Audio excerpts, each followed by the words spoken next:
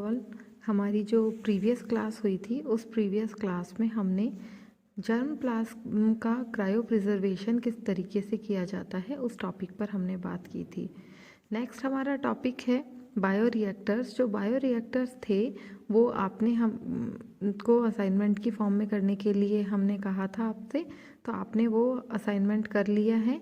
इसके बाद ही हम आज के नए टॉपिक के साथ क्लास स्टार्ट कर रहे हैं। ये टॉपिक है bio active metabolite, production of bio active metabolites. अब सबसे पहले जो बायो एक्टिव मेटाबोलाइट्स होते हैं वो क्या होते हैं। देखिए, बायो एक्टिव का मतलब ये होता है कि जब भी हम प्लांट टिश्यू कल्चर की टेक्निक को यूज़ करके किसी भी लिविंग ऑर्गेनिज्म का या किसी भी सेल का हम क्या करवाते हैं, टिश्यू कल्चरिंग करवाते हैं, और इस टिश्यू कल्चरिंग की प्रोसेस के थ्रू हम उसका कमर्शियल यूज़ करते हैं। कमर्शियल यूज़ समझ में आया? जैसे मान लीजिए कि हमने प्लांट जो टिश्यू टेक्निक है, प्लांट टिश्यू कल्चर टेक्निक, उसमें हमने क्या किया, कोई भी प्लांट सेल को लेकर के उसको कल्चर मीडिया पर ट्रांसफ़र किया। तो ये तो केवल एक सिंगल प्लांट के कॉन्टेक्स्ट में किया जा रहा है। अगर हम इसी आर्टिफिशियल मेथड को फॉलो करके इसका कमर्शियल यूज़ में उसका यूज़ करें कि कमर्शियल प्रॉफिट के लिए हम उसका यूज़ करें, तो इस कंप्लीट मैकेनिज्म के अंदर जो भी प्लांटलेट का डेवलपमेंट हो रहा है that is called bio active molecule, bio active compound. तो यहाँ पर तो हमने जो टेक्निक है आर्टिफिशियल कल्चर मेथड की, उस कल्चर मेथड की आर्टिफिशियल टेक्निक को कमर्शियल प्रॉफिट के लिए यूज़ करना बायो एक्टिव कंपाउंड कहलाता है। इसी तरीके से जो मेटाबोलाइट्स होते हैं, मेटाबोलाइट्स क्या होते हैं, मेटाबोलाइट्स ऐसे प्रोडक्ट होते हैं जिनका यूज़ हम अपने जो भी ग्रोथ की या रिप्रोडक्शन की एक्टिविटीज़ है, या हम ये उसे कह सकते हैं कि हमारी या किसी भी प्लांट की जो एक्टिविटीज़ हैं, उन एक्टिविटीज़ को कंट्रोल करने वाले, उनको आगे बढ़ाने वाले जिन चीज़ों की हमें ज़रूरत पड़ती है उसे हम कहते हैं मेटाबोलाइट्स। जैसे अगर हम बात कर रहे हैं मेटाबोलाइट्स की, तो ये मेटाबोलाइट्स जो है वो दो तरीके के होते हैं। एक होते हैं प्राइमरी मेटाबोलाइट्स और एक होते हैं सेकेंडरी मेटाबोलाइट्स। अगर हम बात करें प्राइमरी मेटाबोलाइट्स क्या होते हैं, जैसे उनको बोला जाता है प्राथमिक उपापचय।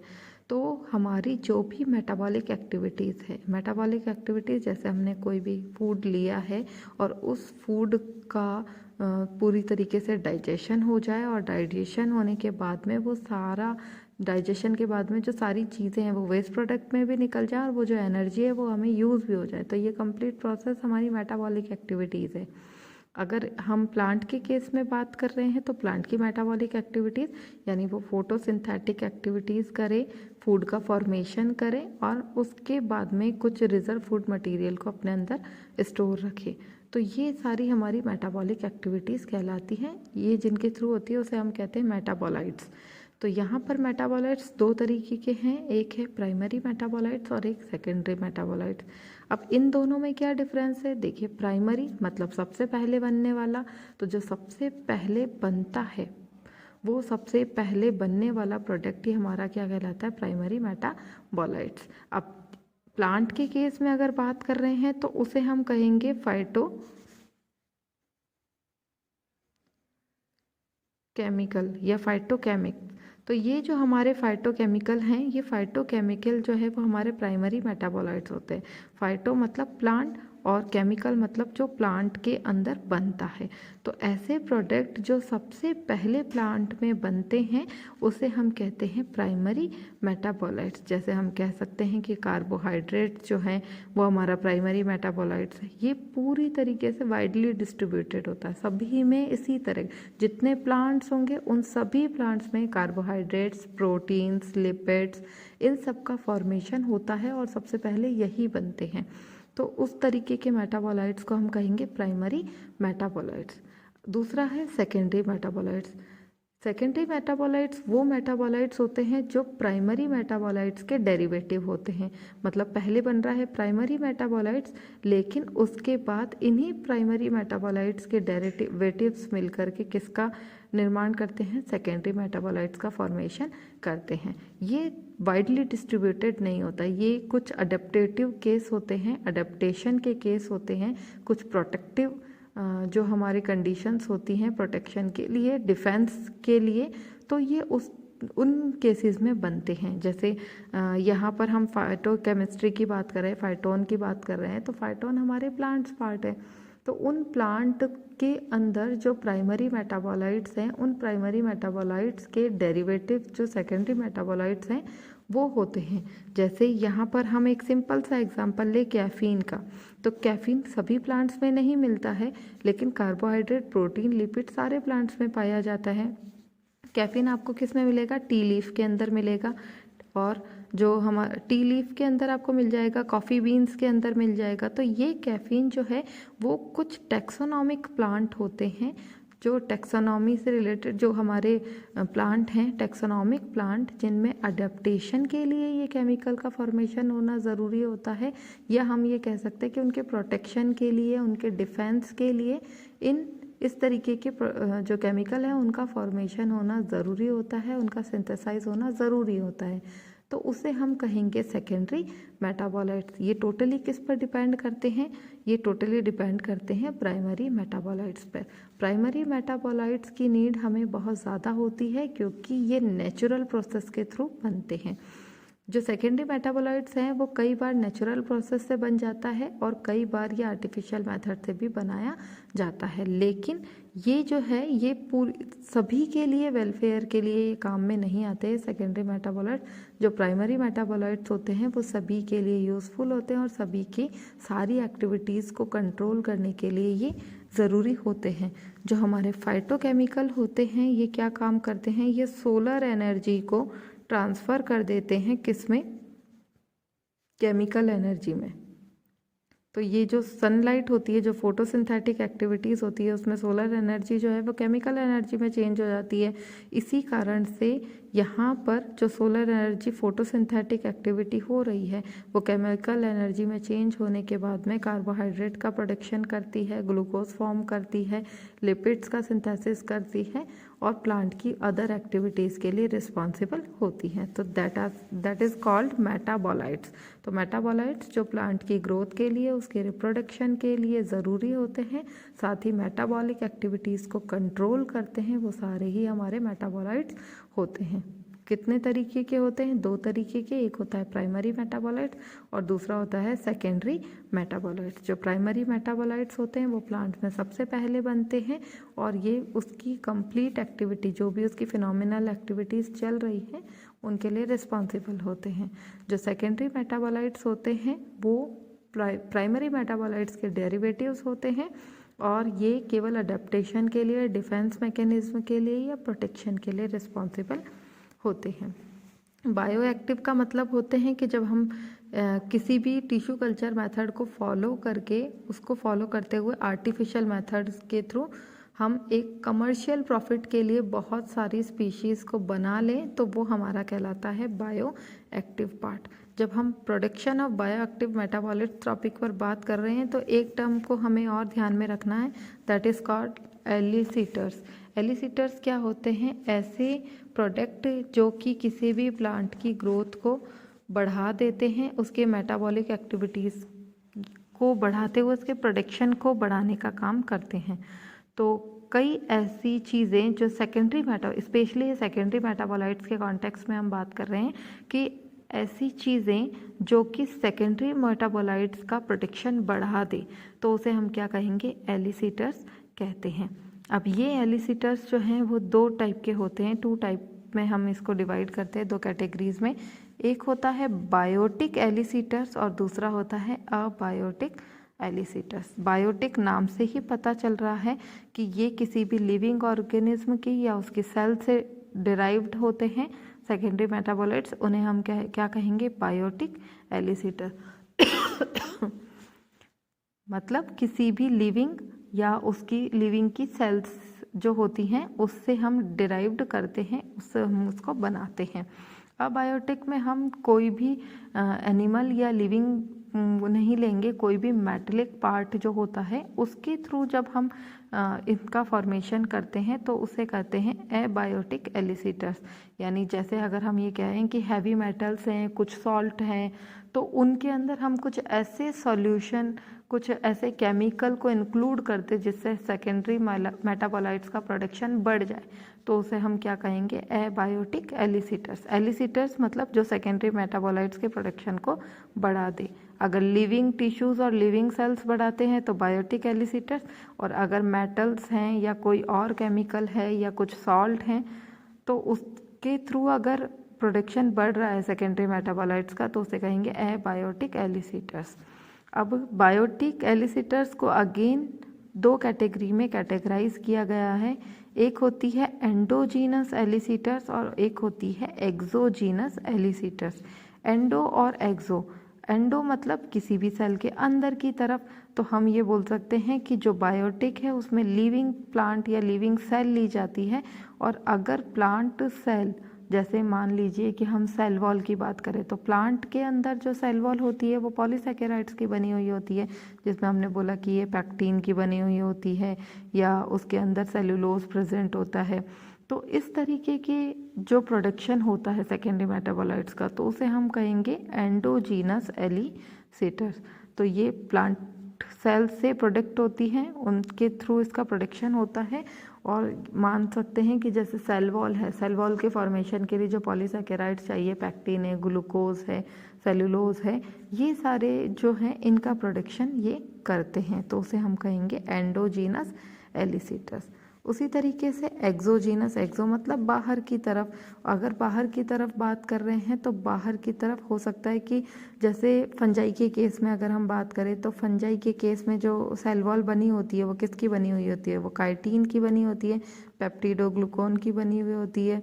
तो ये जो पेप्टिडोग्लूकोन है, काइटिन है, अगर इनके कॉन्टेक्स्ट में सेकेंडरी मेटाबोलाइट्स का प्रोडक्शन बढ़ता है तो हम उसे कहेंगे एक्सोजीनस एलिसिटर। यानी कुल मिलाकर के एंडोजीनस जो है वो आपका कंप्लीट प्लांट के लिए, अगर हम प्लांट सेल की बात कर रहे हैं तो केवल प्लांट सेल जो है उनके पार्ट्स जो कि सेकेंडरी मेटाबोलाइट्स की एक्टिविटीज़ को बढ़ा दे तो उसे हम कहेंगे एंडोजीनस। और प्लांट सेल के अलावा जितने भी हैं, चाहे वो माइक्रो ऑर्गेनिज्म हैं, चाहे वो एनिमल केसेस हैं या एनिमल सेल्स हैं, उसमें सभी में हम उनको क्या कहेंगे, एक्सोजीनस एलिसिटर्स। इसके साथ ही जो कल्चर स्टेजेस होती हैं, कल्चर स्टेजेस जो हम एलिसिटर्स के थ्रू सेकेंडरी मेटाबोलाइट्स के प्रोडक्शन को बढ़ाते हैं उसमें हम कल्चरिंग मेथड भी करते हैं।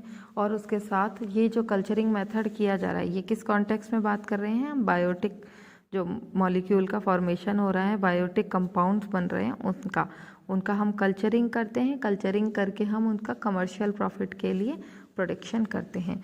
तो यहाँ पर जो कल्चर स्टेजेस होती हैं, मतलब आपने किसी भी सेल को लिया और कल्चर मीडिया पर ट्रांसफ़र किया, तो यहाँ पर जो कल्चरिंग की स्टेजेस होती हैं वो दो तरीके की स्टेजेस होती हैं। एक होती है ट्रोपोफेज और एक होती है आइडियोफेज। ट्रोपोफेज का मतलब होता है कि जब हमने किसी भी सेल को लेकर के यहाँ प्लांट टिश्यू कल्चर मैकेनिज्म के थ्रू कल्चर मीडिया पर ट्रांसफ़र किया है, तो उस टाइम पर क्या होता है कि वो जितने भी ग्रोथ हार्मोन्स हैं वो इस सेल के अंदर प्रोडक्शन करेंगे डिफरेंट सेल का, टिश्यूज़ का, और एक क्लम्प्स बना लेते हैं जिसे हम कैलस कहते हैं। तो स्टार्टिंग में ये बहुत स्पीड से एक रैपिडली ग्रोथ करते हैं, जल्दी जल्दी ये सारी चीज़ें करते हैं और कैलस का फॉर्मेशन कर लेते हैं। उस फेज़ को हम कहते हैं ट्रोपोफेज। इसके बाद में जो ट्रोपोफेज एज होती है तब तक थोड़ा सा कल्चरिंग हो जाता है, कैलस का फॉर्मेशन हो जाता है, ऑर्गेनोजेनेसिस का प्रोसेस स्टार्ट हो जाता है, ख़त्म नहीं होता है, स्टार्ट हो जाता है। ऑर्गेनोजेनेसिस मतलब कैरियर जो हमारा कैलस ऑर्गेनाइजेशन है वो कंप्लीट हो जाता है, कैलोजेनेसिस, और राइजोजेनेसिस यानी रूट का डेवलपमेंट जो है वो भी हो जाता है। वहाँ तक की प्रोसेस जो है वो कहलाती है ट्रोपोफेज। इस ट्रोपोफेज जैसे ही ये कंप्लीट होती है वैसे ही दूसरी फेज़ स्टार्ट हो जाती है जिसे हम कहते हैं एडियोफेज। एडियोफेज में क्या होता है कि जो हमारे सेकेंडरी प्रोडक्ट्स होते हैं, सेकेंडरी मेटाबोलाइट्स, उनका फॉर्मेशन होना स्टार्ट हो जाता है। इसका मतलब हम ये कह सकते हैं कि ट्रोपोफेज जो होता है वो टोटली डिपेंड करता है प्राइमरी मेटाबोलाइट्स पर, यानी जो स्टार्टिंग में प्रोडक्ट बन रहे हैं उनके ऊपर। जब तक ये बन रहा होगा तब तक चलेगी ट्रोपोफेज। जैसे ही ट्रोपोफेज कंप्लीट होने वाली होती है या सेकेंडरी मेटाबोलाइट्स का प्रोडक्शन होने वाला होता है, वैसे ही ट्रोपोफेज कंप्लीट हो जाती है और आइडियोफेज स्टार्ट हो जाती है। आइडियोफेज में क्या होगा, जो सेकेंडरी मेटाबोलाइट्स हैं उनका फॉर्मेशन होना स्टार्ट हो जाएगा।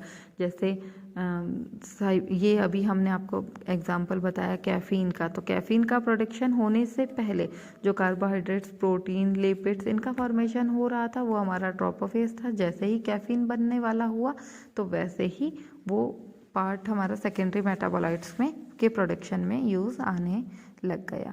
देन हम बात कर रहे हैं कुछ प्राइमरी और सेकेंडरी मेटाबोलाइट्स के। आज की क्लास में प्राइमरी मेटाबोलाइट्स देखिए, फर्स्ट है विटामिन। ऐसी चीज़ें, अब विटामिन्स जो है वो इनबिल्ट नहीं होती, अपने आप से नहीं बनती हैं और इसे हमें किसी एनवायरनमेंट से, बाहर वाले सोर्सेज जो हैं उनसे एक्सेप्ट करना पड़ता है, उनसे हमें लेना पड़ता है और बहुत ही कम क्वांटिटी में हमें इसकी ज़रूरत होती है विटामिन्स की।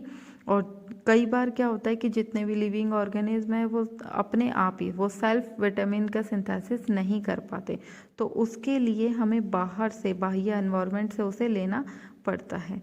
तो कई बार कुछ माइक्रो ऑर्गेनिज्म से भी इसे लिया जाता है, उससे भी इनका फॉर्मेशन होता है, या कोई आउटर सोर्स हो उनके थ्रू भी हम विटामिन्स को ले सकते हैं। जैसे vitamin E is responsible for vision purpose, हमें जो क्लियर दिखाई देता है, साफ दिखाई देता है, वो विटामिन ए की है। अगर डेफिशिएंसी हो जाती है तो विजिबिलिटी हमारी थोड़ी कम हो जाती है।